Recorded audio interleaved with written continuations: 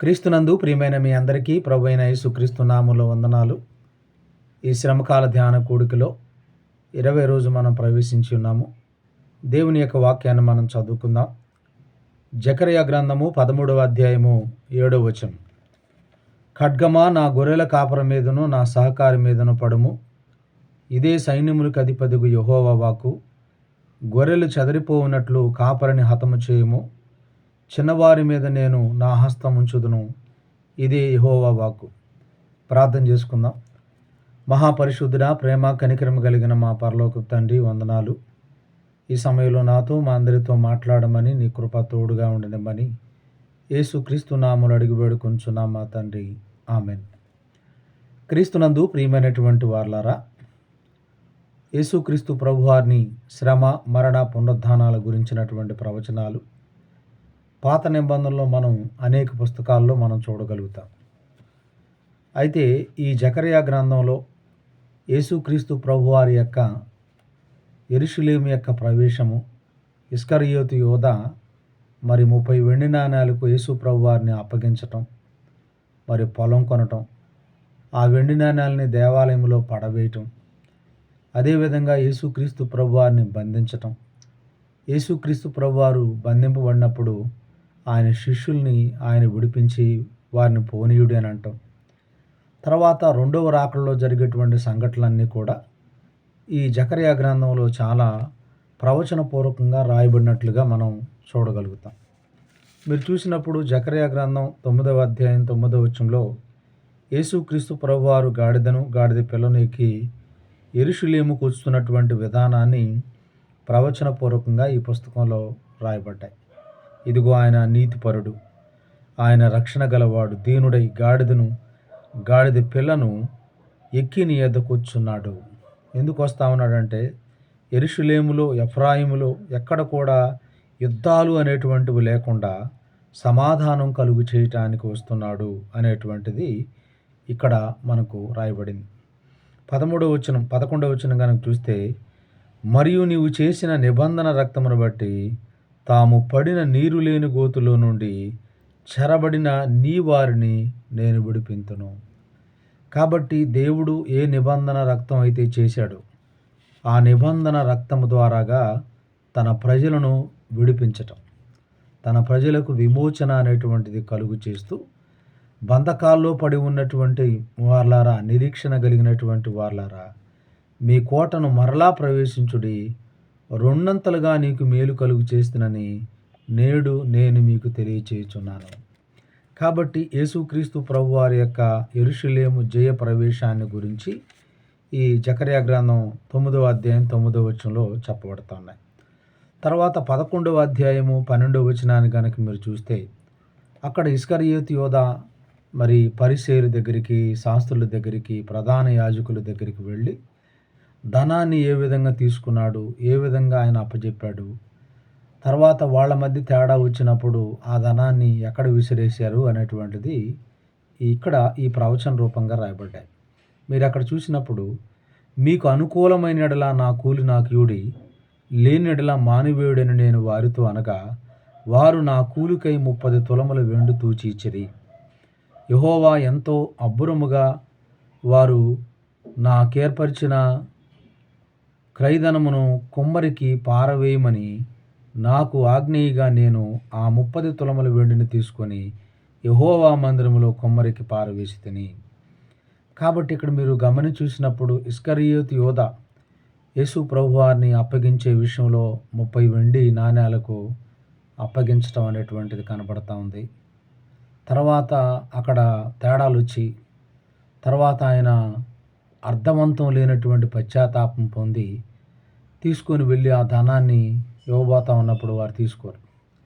ఇది క్రయధనం, మాకు సంబంధం లేదు అని చెప్పేసి నీవే చూసుకో అన్నప్పుడు, అది కానుక పెట్టెలో వేయటానికి పనికిరాదు కనుక దేవాలయంలో పడవేసి పోయి ఉరి పెట్టుకుని చచ్చిపోతాడు ఇస్కరియోతు యోధా. కాబట్టి ఇస్కరియోతు యోధాను గురించినటువంటి ప్రవచనాలు కూడా ఇక్కడ రాయబడ్డాయి. అయితే మనం చదువుకున్నటువంటి లేఖన భాగంలో గమనించి చూసినప్పుడు, ఖడ్గమా నా గొర్రెల కాపరి మీదను నా సహకారుల మీదను పడుము. ఈరోజు ఖడ్గము అనేటువంటిది తీర్పును, శిక్షను చూపిస్తూ ఉంది. ఖడ్గం అనేది తీర్పును, శిక్షను చూపిస్తాం. మీరు సమ్మతించిన ఆ మాట విన్నెడల భూమి యొక్క మంచి పదార్థాలు మీరు అనుభవిస్తారు. ఒకవేళ సమ్మతించలేదనుకోండి, మీరు ఖడ్గము పాలవుతారనేది పరిశుద్ధ గ్రంథంలో పాత నిబంధనలో చాలాసార్లు రాయబడి ఉంటుంది. ఖడ్గమా నువ్వెంతవరకు విశ్రమింపకుందువు, నీ వరలో నువ్వు దూరము అనేటువంటి ప్రవచనం మనకు కనపడుతుంది. ఖడ్గమా కుడివైపునకు ఎడం వైపుకు నువ్వు తిరుగుము, నువ్వు నాశనము చేయమనేటువంటి తీర్పు కూడా కనపడుతుంది. ఒకడు మల్లని ఎడల ఖడ్గం ఆయన పొదును పెట్టును అనేటువంటి మాట కూడా రాయబడి ఉంటుంది. కాబట్టి ఈ ఖడ్గము ప్రతి ఒక్కరి మీద పడవలసినటువంటి ఖడ్గము, అంటే ప్రతి ఒక్కరి మీదకి తీర్పు, శిక్ష అనేటువంటిది రావలసింది. అయితే ఈరోజు ఈ ఖడ్గము ఎవరి మీద పడతా ఉందంటే కాపరి మీద పడతా ఉంది. కాపరి మీద పడతా ఉంది. కొన్నిసార్లు సంఘాలు చెదరగొట్టబడాలంటే, సంఘాల్లో సమస్యలు రావాలంటే కొంతమంది ఎవరిని టార్గెట్ చేస్తూ ఉంటారంటే కాపరులను టార్గెట్ చేస్తూ ఉంటారు. సంఘాన్ని పాడు చేయటానికి, సంఘాన్ని బెదిరించడానికి. కాబట్టి కాపరికి ముందు సమస్య అనేటువంటిది రావటం జరుగుతుంది. ఈరోజు లోకమంతటికి కాపరిగా నియమించబడినటువంటి వాడు మన ప్రభు అయినటువంటి యేసుక్రీస్తు ప్రభు. మీరు ఇక్కడ చూసినప్పుడు తీర్పు అనేటువంటిది మొట్టమొదటిగా ఆయన మీదకి రావటం జరిగింది. తీర్పు అనేది ఆయన మీద రావటం జరిగింది. మీరు చూసినప్పుడు క్రీస్తు యేసునందున్నటువంటి వారికి ఏ శిక్ష విధి లేదు. రోమా 8:1 ప్రకారం. ఎందుకు లేదంటే దేవుడు ఆయన శరీరాకారంలో పంపి ఆయన శరీరమందు పాపమునకు శిక్ష విధించాడు గనక మనకు బదులుగా ఆయన శిక్షను భరించాడు. లోక పాపను మోసుకొని పోచున్న దేవుని గొర్రె పిల్లగా యేసుక్రీస్తు ప్రభువారు సర్వలోక ప్రతి ఒక్కరి యొక్క పాపాన్ని భరించాడు. ఆయన శిలువలో దానికి ప్రాయశ్చిత్తం చేశాడు. దాన్ని మనం అర్థం చేసుకొని ఆయన్ని విశ్వసించి ఆయన మార్గంలో నడవగలిగితే ఆల్రెడీ మనకు వెల చెల్లించాడు, మూల్యం చెల్లించాడు, మనల్ని క్రయధనం పెట్టి కొన్నాడు. కాబట్టి మనం వెంటనే క్షమించబడతాము, ఆయన పిల్లలుగా మనం అంగీకరించబడతాం. ఒకవేళ వెల చెల్లించి, సొత్తు చెల్లించి మనల్ని కొన్నటువంటి ప్రభువుని ఈరోజు కనుక మనం ఒప్పుకోలేదనుకోండి, ఇంకా మనం తీర్పుకు లోనైనటువంటి వాళ్ళంగానే ఉంటాం, ఇంకా మనం పాపంలోనే ఉన్నటువంటి వాళ్ళంగా మనం ఉంటాం. కాబట్టి ఇక్కడ మీరు గమనించి చూసినప్పుడు తీర్పు, శిక్ష అనేటువంటిది అతని మీద మోపబడింది. ఎందుకంటే అతడు పొందిన దెబ్బల చేత మనకు స్వస్థత కలుగుతుంది. మనందరి దోషం అతని మీద మోపబడును, మన సమాధానార్థమైనటువంటి శిక్ష అతని మీద పడును అనేటువంటి మాట బైబిల్లో మనమే కనపడతాం. కనుక క్రీస్తునందు ప్రియమైనటువంటి వాళ్ళారా, మన కొరకు క్రీస్తు ప్రభువారు అన్యాయపు తీర్పు పొందాడు. ఆయన బాధింపబడ్డాడు, దౌర్జన్యాన్ని పొందాడు. ఇవన్నీ భౌతికంగా ఈరోజు పొంతి పిలాతు, హేరోదు, ఈ మహాసమాజము, అన్నా కైప వీరందరూ చేశారు. కానీ దేవుని న్యాయమైనటువంటి తీర్పు నిన్ను నన్ను ఆయన సంపాదించుకోవటానికి, ఆయన పిల్లలుగా మనల్ని మరలా యథాస్థానంలో తెచ్చుకోవటానికి దేవుని యొక్క గొప్ప ప్రణాళిక. అయితే మీరు అక్కడ గమనించి చూసినప్పుడు ఖడ్గం అనేది గొర్రెల కాపరి మీద పడతాం. ఈరోజు మన కాపరి ఎలాంటి వాడండి? కీర్తన 23వ అధ్యాయంలో కనుక మీరు చూస్తే మన కాపరి మనల్ని అన్ని విషయాల్లో సంరక్షించే కాపరి, నడిపించే కాపరి, పోషించే కాపరి, పరుండు పెట్టేటువంటి కాపరి, మనం నిర్భయంగా ఉండేటువంటి కాపరి, మనకు సమృద్ధిగా ఇచ్చేటువంటి కాపరి, మన బ్రతుకులో కృపాక్షేమాలను కలుగు చేసేటువంటి కాపరి మన ప్రభువైన యేసుక్రీస్తు. తర్వాత మన కాపరి మన పట్ల ఆసక్తి కలిగినటువంటి కాపరి, మనల్ని ఎత్తుకొని రొమ్ము మీద ఆనించుకొని మోసుకొని వచ్చేటువంటి కాపరి మన ప్రభువైన యేసుక్రీస్తు. అంతేకాదు మన కాపరి, నేను గొర్రెలకు మంచి కాపరిని, మంచి కాపరి గొర్రెల కొరకు తన ప్రాణమును పెట్టును. ఏదైతే మంచి కాపరిని యేసు ప్రభువారు చెప్పాడో, ఆయన చెప్పినట్లుగా గొర్రెల కొరకు ఏం పెట్టాడంటే ప్రాణాన్ని పెట్టాడు. పోషించే కాపరి, సంరక్షించే కాపరి, మన కొరకు ప్రాణం పెట్టిన కాపరి మన ప్రభువైన యేసుక్రీస్తు. మీరు యెహెజ్కేలు గ్రంథం 34వ అధ్యాయము, ఇర్మియా గ్రంథం 23వ అధ్యాయాలు చూసినప్పుడు కాపరులందరూ కూడా దారి తప్పిపోయారు. అయితే దేవుడు అంటాడు, ఇదిగో నేను దావీదును కాపరిగా నేను నియమిస్తున్నాను అని ఏదైతే ప్రవచనపూర్వకంగా చెప్పాడో, ఆ దావీదు సంతానంలో నుండి యేసు ప్రభువారు ఈ లోకానికి రావటాన్ని బట్టి ఆయన మంచి కాపరిగా ఇక్కడ మనకి చెప్పటం జరుగుతుంది. అంతేకాదు మీరు చూసినప్పుడు హెబ్రీ పత్రిక 13వ అధ్యాయం 20వ వచనంలో ఆయన మన కొరకు మరణించి మనల్ని జీవింపచేసినటువంటి కాపరి, మన ప్రధాన కాపరి, మన కొరకు మరణించి మనల్ని జీవింపచేసినటువంటి కాపరి. తర్వాత పేతురు రాసిన మొదటి పత్రిక 2వ అధ్యాయం 20వ వచనంలో దారి తప్పినటువంటి మనందరినీ దారిలోకి తీసుకురావటానికి శ్రమను, బాధను అనుభవించినటువంటి కాపరి. ప్రకటన గ్రంథం 7వ అధ్యాయంలో గొర్రెలన్నిటిని జీవజలముల బుగ్గ ఎద్దుకు నడిపించినటువంటి కాపరి మన ప్రభు అయినటువంటి యేసుక్రీస్తు.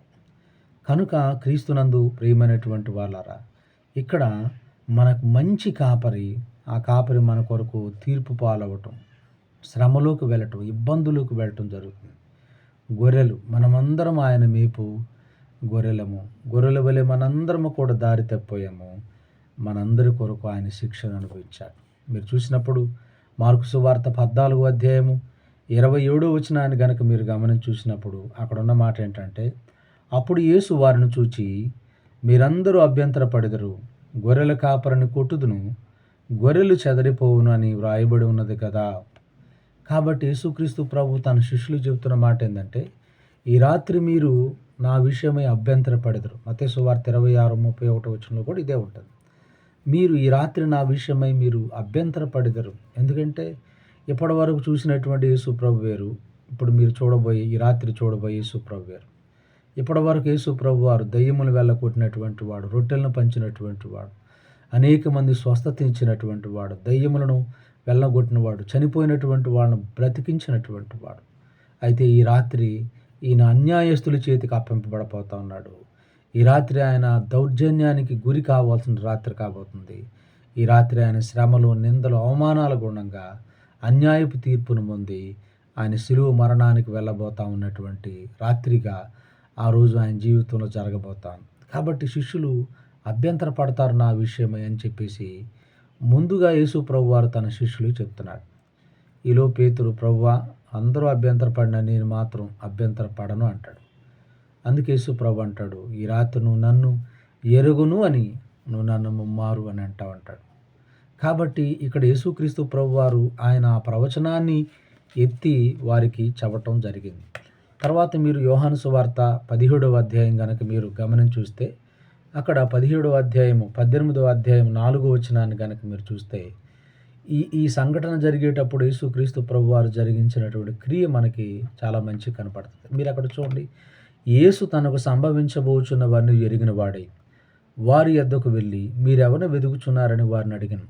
యేసు ప్రభు వారు ఆయన గెత్సేమనేటువంటి వనంలో ప్రార్థన చేసుకుంటా ఉన్నప్పుడు ఇస్కరియోతు యోధ ఆ ప్రధాన యాజకులతో పాటు లేదా సైనికులతో పాటు ఆయన వచ్చి యేసు ప్రభు వారిని వెదుకుతున్నటువంటి సందర్భంలో యేసు ప్రభువారి వారికి ఎదురుగా వెళ్ళి మీరెవరిని వెతుకుతున్నారు అని చెప్పి వారిని అడిగాను.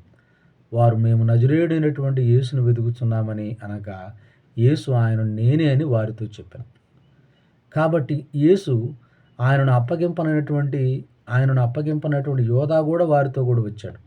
తర్వాత ఆయన నేనే అని వారితో చెప్పగా వారు వెనుక తట్టు తగ్గి నేల మీద పడ్డారు. కనుక యేసు ప్రభు వారు ఆయన దగ్గరికి వెళ్ళి మళ్ళా నేనేం చెప్పినప్పుడు వాళ్ళు తగ్గి నేల మీద పడ్డారు. తర్వాత అక్కడ మనం గమనించి చూసినప్పుడు మరలా ఆయన మీరెవరిని వెతుకుతున్నారు వారిని అడిగాను. అందుకు వారు నజరేయుడైన యేసునని చెప్పగా యేసు వారితో నేనే ఆయనని చెప్పి తిని కనుక మీరు నన్ను వెతుకుచున్న ఎడల వీరిని పోనీడని చెప్పాను. అంటే యేసు ప్రభు వారు 3 పర్యాయాలు వారి దగ్గరికి వెళ్ళి నేనే ఆయనని నన్ను బంధించండి అని చెప్తూ ఆయనకి అప్పగించుకున్నటువంటి పరిస్థితి. యేసు ప్రభు ఎందుకు తను తాను అప్పగించుకున్నాడు అనేది చాలా అంశాలు మనకు తెలుసు. ధర్మశాస్త్రము నుండి విడిపించటానికి, మనం పరిమళ వాసనగా ఉండటానికి, మనం నిర్దోషము నిష్కలంకమైనటువంటి వ్యక్తులుగా ఉండాలని, మనం దుష్టకాలం నుండి మనం విడిపించబడాలని, తప్పించబడాలని ఆయన స్వతహాగా ఆయనగానే తన శిక్షను భరించడానికి అప్పగించుకున్నాడు. కాబట్టి ఇక్కడ యేసు ప్రభు చెబుతున్న మాట ఏంటంటే నేనే ఆయనను వీరిని పోనీయుడి అని చెప్పి శిష్యులను వెళ్ళటానికి అనుమతి కోరుతున్నాడు. ఇక్కడ మీరు చూసినప్పుడు మనం జకర్యా గ్రంథం 13వ అధ్యాయంలో ఈ చిన్నవారిలో ఎవ్వరికి కూడా ఏం కలగదంటే హాని కలగనీయదు అని దేవుడు చెప్పాడు కదా. 13వ అధ్యాయం 7వ వచనంలో ఈ చిన్నవారి మీద నేను నా హస్తం ఉంచుదును, ఇదే యెహోవా వాక్కు. ఈ చిన్నవారు ఎవరప్పుడు? యేసు ప్రభు వారితో ఉన్నటువంటి శిష్యులు 11 మంది. అందుకని ఇక్కడ యేసు ప్రభు వారు కూడా చెప్తాడు ఏమంటే 9వ వచనంలో నీవు నాకు అనుగ్రహించిన వారిలో ఒక్కరినైనను నేను పోగొట్టుకోలేదని ఆయన చెప్పిన మాట నెరవేరినట్లు ఇలాగూ జరిగను. కాబట్టి యేసుక్రీస్తు ప్రభు వారికి అనుగ్రహించబడినటువంటి 12 మంది శిష్యుల్లో నాశనపుత్రుడు తప్ప ఇంకెవరు కూడా నాశనం కాలేదు. ఈ చిన్నవారిని ఆయన కాపాడుతున్నట్లుగా, భద్రపరుస్తున్నట్లుగా మనకిక్కడ కనపడతా ఉంది. మీరు గమనించి చూసినప్పుడు యేసుక్రీస్తు ప్రభువారు ఈ సిలువ ఘట్టంలో ఉండి కూడా, ఈ శ్రమలో ఉండి కూడా ఆయన యొక్క గుణం, ఆయన యొక్క ప్రేమ, ఆయన యొక్క స్వభావం మనకు కనబడతా ఉంది. శిష్యులను విడిపించటానికి నేనే ఆయననని వెళ్ళి వారికి అప్పగించుకోవటం అనేటువంటిది ఇక్కడ మనకు కనబడతా ఉంది. రెండవది, యెరూషలేము ఆయన సిలువ మోసుకొని వెళుతున్నప్పుడు ఆయన అంటాడు, అమ్మలారా నా కొరకు ఏడవకండి, మీ కొరకు మీ పిల్లల కొరకు ఏడవండి అని చెప్తాడు. యేసు ప్రభువారు సిలువలో ఉండి తన తల్లి పట్ల అమితమైనటువంటి ప్రేమను కనపరుస్తూ, అమ్మ ఇదిగో నీ కుమారుడు, ఇదిగో నీ తల్లి అని అక్కడ ఒక దత్తత కార్యక్రమాన్ని జరిగిస్తాడు. అదే సిలువలో ఉండి ఒక వ్యక్తి, యేసు నీ రాజ్యంలో వచ్చినప్పుడు నన్ను జ్ఞాపకం చేసుకుంటే ఆ వ్యక్తిని ప్రభువు క్షమించి నేడు నువ్వు నాతో కూడా పరదైసులో ఉందని చెప్పేసేసి అతనికి వాగ్దానం ఇస్తాడు. అన్నిటికన్నా కూడా ఆ సిలువ దగ్గర వారు జరిగించిన క్రియలు, హేయమైనటువంటి క్రియలన్నిటికీ కూడా ఆయన తండ్రి వీరేమి చేయుచున్నారో వీరెరుగురు గనుక వీరిని క్షమించుము అనేటువంటి విజ్ఞాపన చేస్తాడు. ఇవన్నీ ఎప్పుడు జరిగినాయి? ఇవన్నీ కూడా శ్రమలో ఉండి, ఇబ్బందుల్లో ఉండి, దౌర్జన్యం, బాధకు గురవుతూ ఉండి కూడా తండ్రితో సంబంధాన్ని, ప్రార్థనా జీవితాన్ని కలిగి ఒక పరిశుద్ధమైన, నిర్దోషమైన జీవితాన్ని కనపరుస్తూనే ఆయన ఈ ప్రేమ కలిగినటువంటి గుణాలు శిష్యులకు విడుదల కలిగేటట్టు చేయటం, యెరూషలేము కుమార్తెలకు ఓదార్పునివ్వటం, తర్వాత తన తల్లిని శిష్యునికి అప్పగించటం, సిలువనొద్ద లేదా అనేక మంది కొరకు వీరేం చేస్తున్నారు వీరెరుగురు కనుక వీరిని క్షమించమని ప్రార్థన చేయటం, ఆ సిలువలో ఒక దొంగ మారు మనసు పొందితే ఆ వ్యక్తికి వాగ్దానము, భరోసా ఇవ్వటం. కాబట్టి క్రీస్తునందు ప్రియమైనటువంటి వాళ్ళారా, ఖడ్గమా గొర్రెల కాపరం మీద పడుము, దేవుడు మనందరి దోషము, మనందరి అతిక్రమాలు ఆయన మీద మోపడ్డాయి, మన సమాధానార్థమైన శిక్ష అతని మీద మోపబడింది. కాబట్టి లోకపాపను మోసుకొని పోచున్న దేవుని గొర్రె పిల్లగా, ఇదిగో అరణ్యములో మోసే సర్పమును ఎలాగో ఎత్తినో అలాగే మనుష్య కుమారుడు ఎత్తబడితేనే మిమ్మల్ని ఆకర్షిస్తాడు అన్నట్లుగా మనందరి కొరకు ఆయన మ్రాను మీద ఎత్తబడ్డాడు. కాబట్టి మనందరి కొరకు, ఎందుకంటే మనల్ని దారి తప్పినటువంటి మనలను ఆయన ఎద్దుకు తీసుకురావటానికి, చనిపోయిన మనలను మరలా జీవింప చేయటానికి, మనందరికీ జీవాన్ని ఇవ్వటానికి యేసు ప్రభువారు సిలువలో ప్రాణం పెట్టారు. కాబట్టి ఇందులో దేవుని అమితమైనటువంటి ప్రేమ ఎంతో ఉంది. కనుక క్రీస్తునందు ప్రియమైనటువంటి వాళ్ళరా, ప్రభువుని విశ్వసించి దేవుని యొక్క మార్గంలో నమ్మకంగా నడుద్దాం. ఆయన ఇచ్చే రక్షణలో నీవు నేను మనందరము ఆయన కృపలో రక్షణ పొంది ఆత్మీయంగా దీవించబడదాం. అట్టి కృప దేవుడు మనందరికి అనుగ్రహించును కాక. ఆమేన్. చిన్న ప్రార్థన చేసుకుందాం. పరిశుద్ధుడా, ఈ మాటలు మనందరి హృదయంలో ఫలింపు చేయమని యేసు నామములో అడిగి వేడుకొంచున్నాం తండ్రి. ఆమేన్. ప్రభు మిమ్మల్ని దీవించును కాక. ఆమేన్. అందరికీ వందనాలు.